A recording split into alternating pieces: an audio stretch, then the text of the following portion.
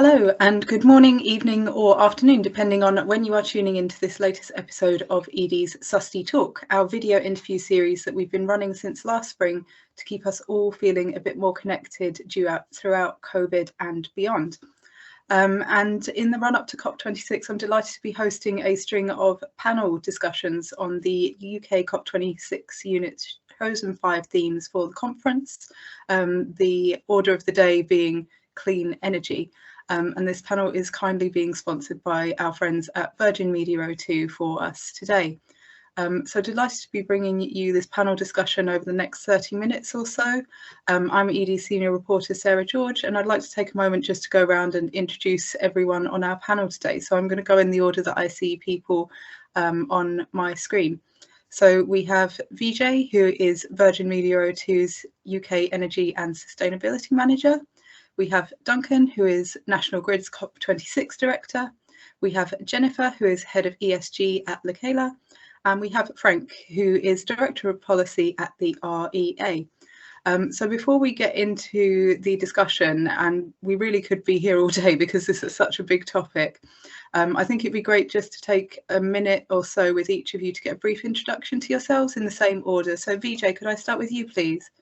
Sure. Hi, Sarah. Hi, everyone. So Sarah said, my name is Vijay Chauhan. I manage energy and carbon on behalf of the Virgin Media business, from procurement through to use and reduction and reporting. Virgin Media O2 came together in June this year, and it combined a mobile network and a broadband network. So a little bit about what we do. We have over 47 million connections across broadband, mobile, TV and home phone. We run a fixed network, which is currently past 15.5 million premises. Our own mobile network covers 99% of the UK with 4G, and we're now up to around 200 towns and cities with 5G. And together we employ around 18,000 people. In terms of the types of sites we operate technical sites, radio base stations, so antennas on top of buildings that you probably see up and down the motorway and on buildings. Data centres, but they're not really data centres, they're switch sites, but they're similar in nature, offices and retail stores. Thank you. And Duncan, could I come on to yourself, please? Yeah, hi everyone. It's great to be here. My name is Duncan Burt. I'm Chief Sustainability Officer for the National Grid. So National Grid runs a big chunk of the electricity network around England and Wales. And also we've got operations in gas, both in the UK and in the northeast of the US, in New York State and Massachusetts as well. Very pleased to be here. Thank you. And Jennifer, could we have an introduction to you, please?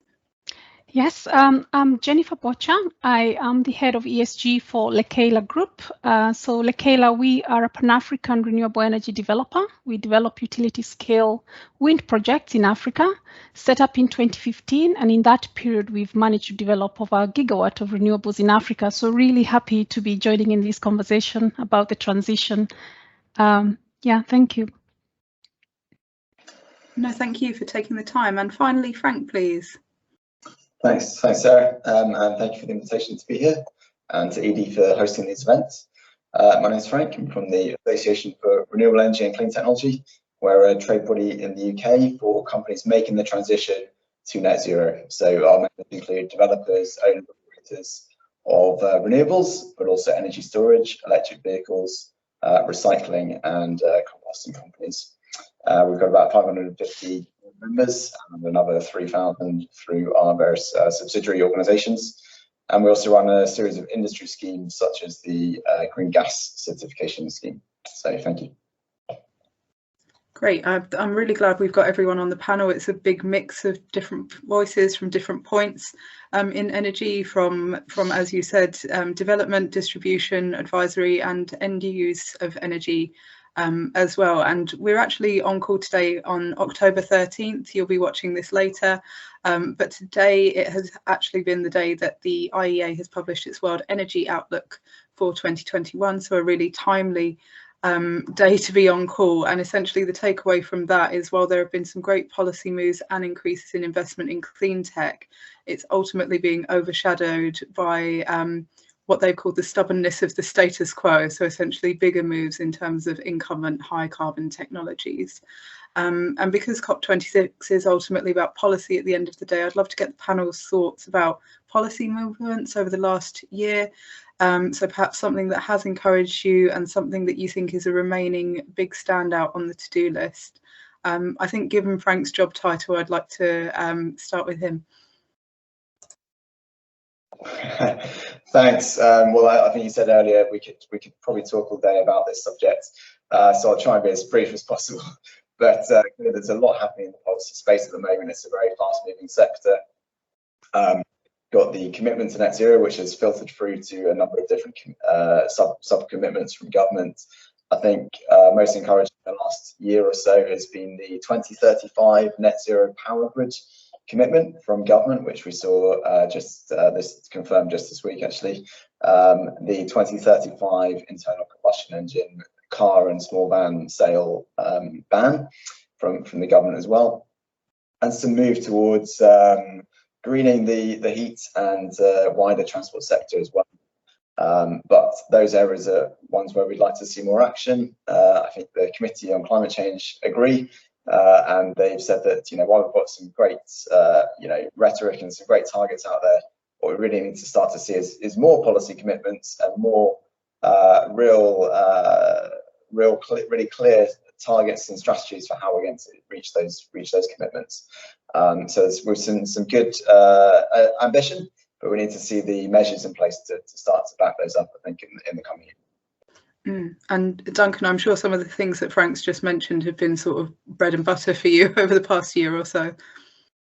Yeah, that's right. So I think we love we're very proud of the UK ambition at a 78% cut by 2035. The UK continues to really push ahead on this, not always backed completely by policy, as Frank will know, but the 2035 for grids and for internal combustion engines now means that, probably for sort of 50 to 60% of the economy, electricity use and EVs and transport, we know where we're going.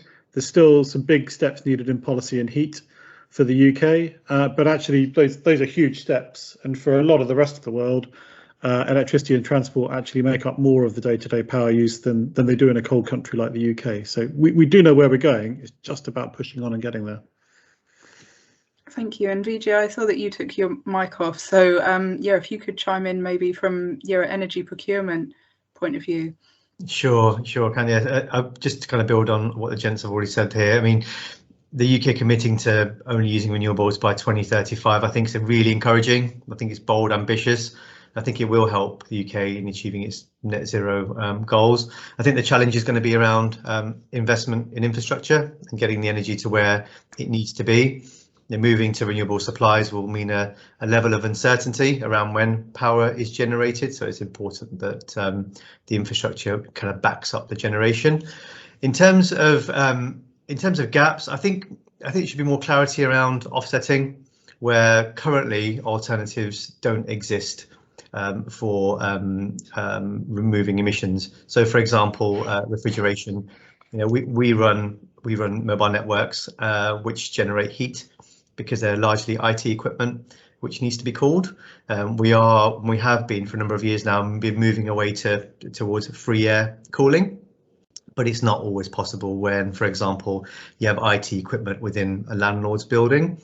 But also we have to run standby generators, some quite large standby generators, to make sure that the network is resilient.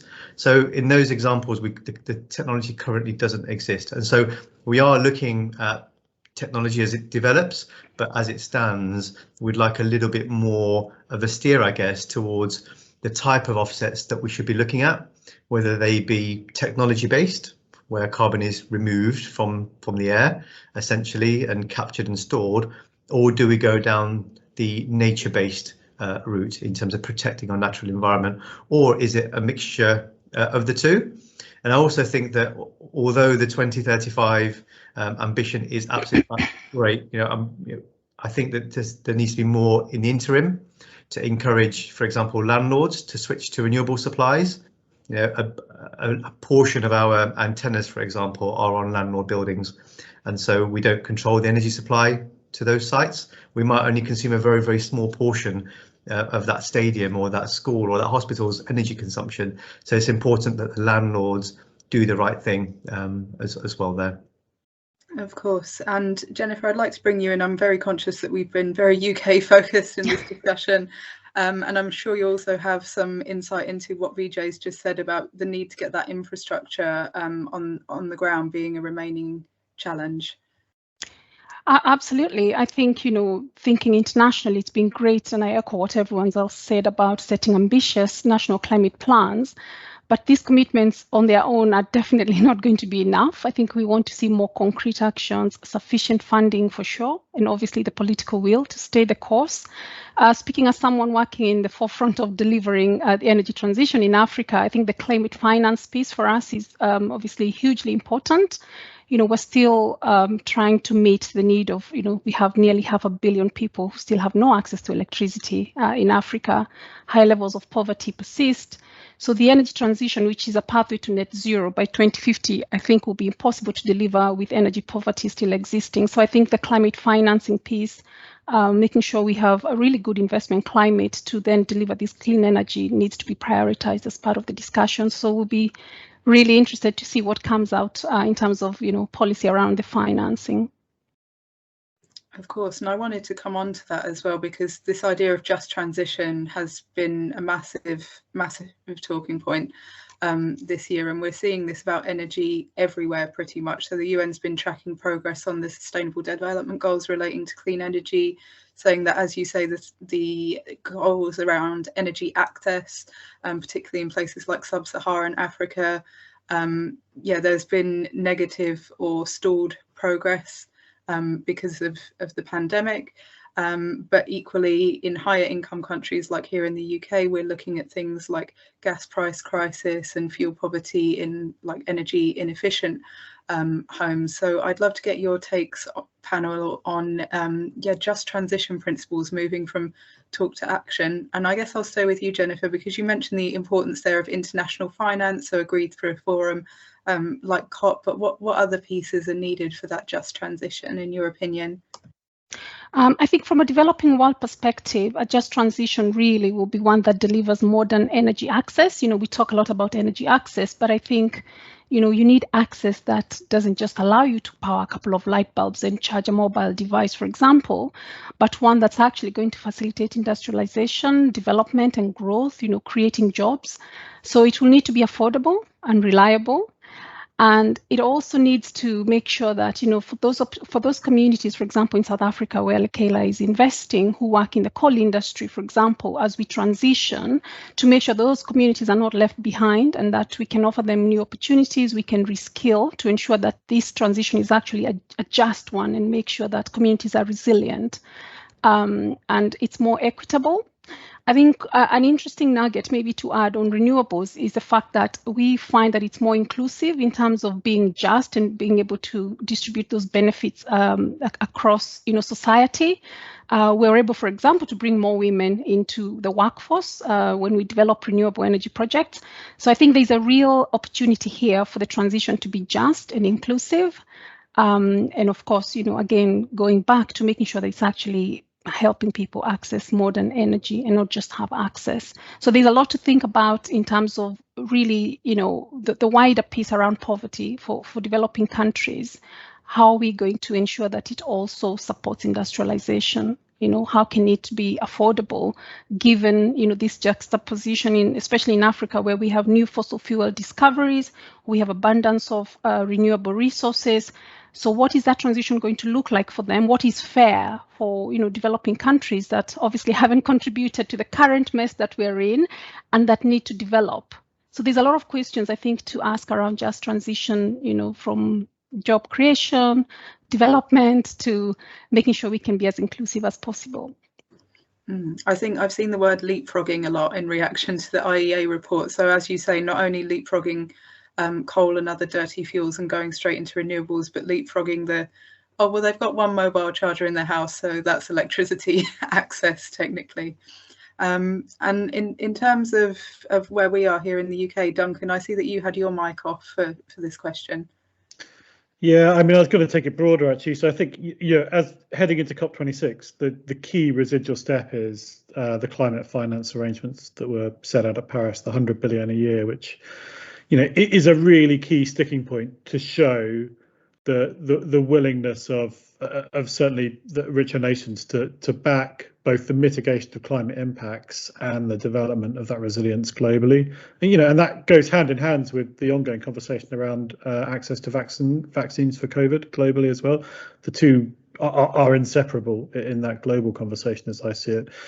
And then, more broadly, why do we need that money and why do we need some of these financing frameworks? It is because whether you're in South Africa or Indonesia or Poland, the transformation of communities is going to be vast in terms of the shift away, particularly from coal, away to clean energy. And that's a political and democratic process as well as a technical energy process. And it needs to be supported by the kind of funding that allows communities to continue to grow and prosper. And for us, the watchword for our own communities that we serve and globally is really that no one is left behind, exactly as Jennifer said, because as this money moves around, there's huge potential for people to be left out, and huge potential to find ways to deploy that money in a way which grows strong, resilient economies in lots of important regions of the world. We're really keen to see those two things come together so that we do develop real economic growth in really important areas alongside the transition.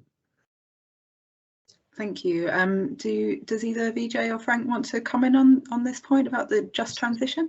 Just one, I guess, small point, just to build on what's already been said. I mean, internally, within our business and other businesses, there's a lot of talk about the policy landscape being a lever for change, and this does help support business cases. The business cases have in the past really focused on financial returns, and more increasingly they're focusing on the carbon benefits, but we do use policy levers wherever we can. And so I think by simplifying policy and making it simpler but stronger and clearer, that helps businesses to use it as a lever for change internally. That said, the policies that seem to be coming through at the moment seem to be a really good step in the right direction from what we're seeing.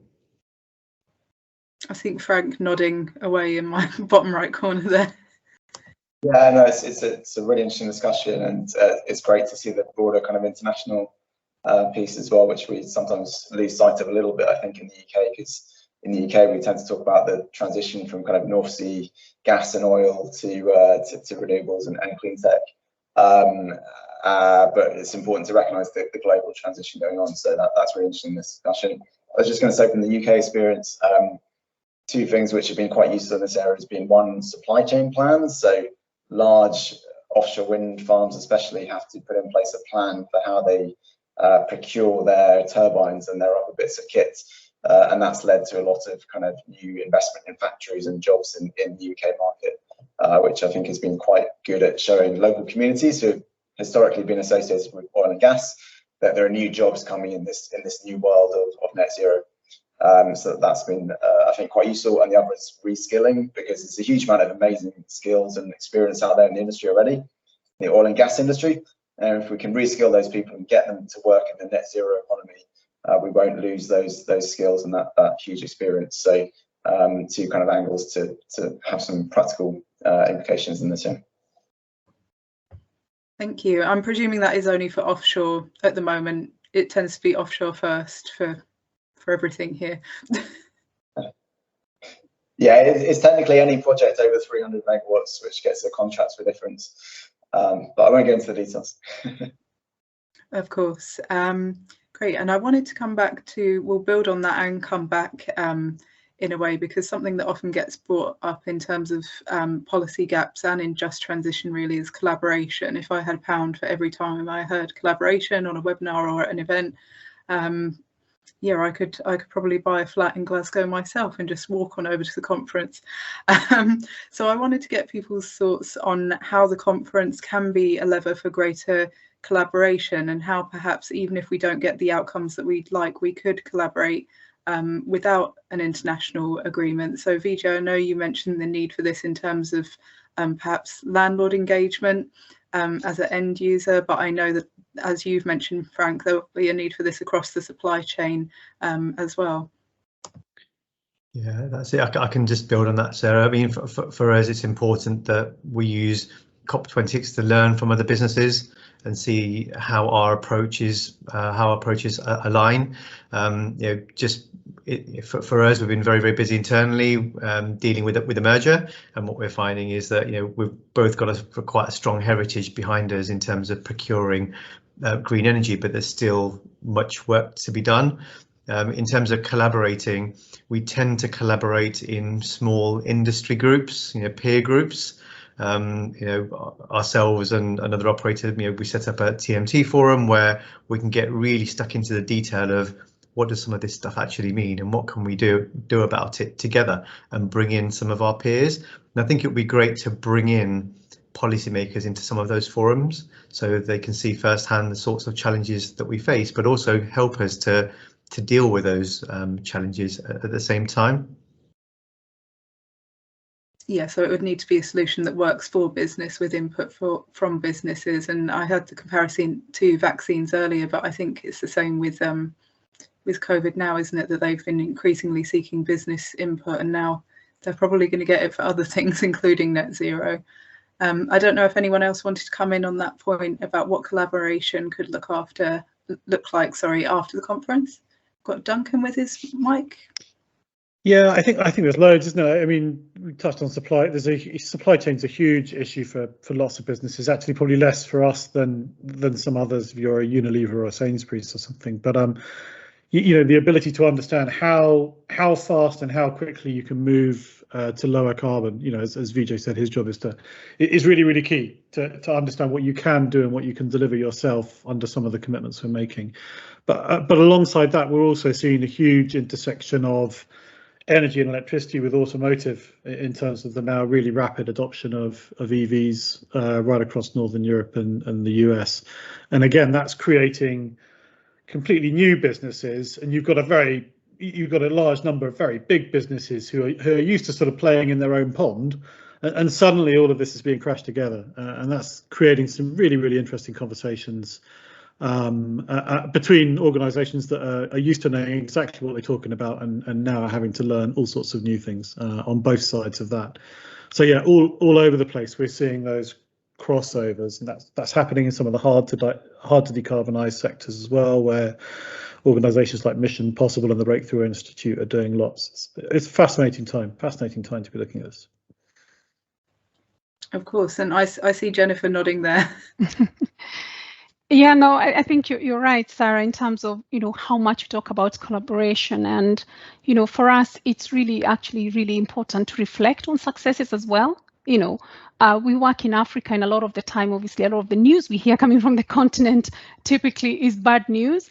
And it would be great to also use this opportunity to actually reflect on what has worked, what's emerging best practice. How can we use science? Because it seems now we have agreed on the science. It seems there's less, questioning of whether we're actually driving climate change or not. So it'd be great to actually now focus on a very clear plan that is science-based, look at the challenges and the risks, and really be clear and open about them. And again, there's been some fantastic successes, different companies doing different things around the world. We ourselves in Africa, as I said, only in 6 years, we've been able to deliver a gigawatt of power. In Senegal, for example, we've just finished building 150 megawatt of a wind farm. It's the first big utility scale wind farm in West Africa. Really amazing stuff happening on the ground, and I think it would be great to bring some of those lessons to show actually how can you integrate some of these projects, in markets like Africa and elsewhere in the world.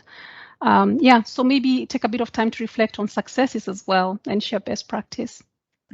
That's definitely something I see in my position in doing news, is that a lot of these collaborations are very keen to shout about when they get started. And then when they finish, you reach out and you say, well, what actually happened? And they're like, oh, we haven't got a report that we could share with you, or we don't have the funding to take it to the next stage, or we don't know how to shout about it in the next stage. So really important. Frank, I don't know if you had anything to add on this one. I think it's been covered Very well. I mean, obviously, I would say that a good way of collaborating is to join a trade association. I'm a little bit biased in that respect, but yeah, I mean, ourselves and other groups like us do aim to foster discussion more broadly. So if there's a relevant organisation to speak to where you are, I'd always recommend just having a chat to them and see what they can do for you. I guess the benefit of that as well is having sort of a unified voice that you can take to government. So if they have one set of asks from 500 companies, that would be easier for them to go through than doing them individually. Yeah, and that's one. Yeah. Great. We've sort of recapped on the state of play, and we've looked to the coming months. But I'd like to end really by looking a bit more towards the future. And it's something that Vijay mentioned earlier, is that at the moment we're no longer arguing about whether it's affordable and feasible to put offshore wind in and to put solar in, but more about how we overcome intermittent generation, and what role these less mature solutions will play for the bits of emissions that we can't reach at the moment. So I'd love to get everyone's thoughts on something that's caught your eye in terms of energy innovation this year. So something that's inspiring you for the future. So to finish on a positive note. Frank, if we could maybe come to you on this one. Sure, thanks, sir. I think the key for me is that we're seeing innovation across the piece. So it's not just one particular technology. There's great things happening, for example, in electric vehicles and vehicles to grid, and will be really important in the future, but also right the way across power, heat, and transport more generally. So what we think we need to see is innovation and deployment across every technology out there, the whole range of technologies in the renewables and clean energy space, including energy storage and flexibility to balance out that variable output renewables, as you mentioned there. So energy innovation is actually essential. There's lots of it happening across the board, and we need to deploy them across the board as they're developed. So yeah, thank you. Great. And Duncan, I see that you've popped up with off of mute.